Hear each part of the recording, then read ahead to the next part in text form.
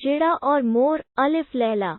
एक बार की बात है, एक चिड़ा रोज सुबह सुबह चिड़ियों के राजा से मिलने जाता था और सारा दिन उसकी सेवा में खड़ा रहता था। वो सबसे पहले वहां पहुंचता था और सबसे बाद में वहां से वापस आता था। एक बार कुछ चिड़ियों ने एक पहाड़ पर एक मीटिंग की।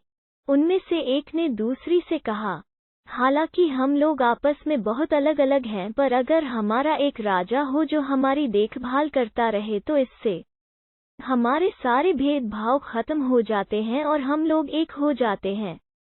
तभी वो चिड़ा वहां आया और उसने उन सबको मोर को अपना राजा चुनने की सलाह दी। यही मोर वो राजकुमार था जिसको वो चिड़ा रोज मिलने जाया करता था।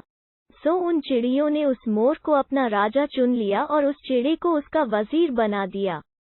अब वो चिड़ा उसकी सेवा में खड़े रहने की बजाय उसके और बहुत सारे दूसरे काम भी देखने लगा।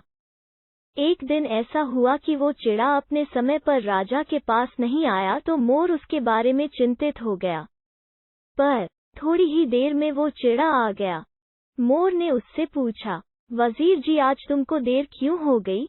तुम जानते हो कि तुम मेरे सारे नौकरों में मेरे सबसे ज्यादा नजदीक हो और मेरे सबसे प्यारे लोगों में भी सबसे ज्यादा प्यारे हो। फिर भी चिड़ा बोला, राजा साहब, असल में मैं जब इधर आ रहा था तो मैंने एक चीज देखी जिस पर मुझे कुछ शक हो रहा है। उससे मैं डर भी गया और उसी वजह से मुझे देर भी हो गई।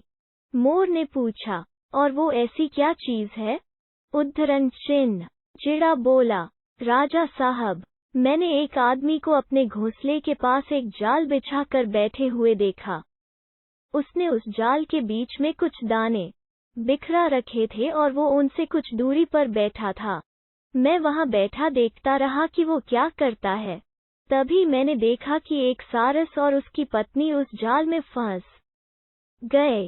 वे दोनों रोने लगे। शिकारी उठा और उन दोनों को उठाकर अपने घर ले गया। यही बात मुझे परेशान कर रही थी और यही वजह थी जिसकी वजह से मुझे आने में इतनी देर भी हो गई। पर अब मैंने सोच लिया है कि मैं उस जाल के डर की वजह से उस घोंसले में नहीं रहूंगा। मोर बोला, तुम अपना घर मत छोड़ो, क्योंकि जो कुछ तुम्हारी किस्मत में लिखा है उसके खिलाफ कुछ नहीं हो सकता। चिड़ा उसकी बात मान गया और धीरज रखकर वहीं रहता रहा।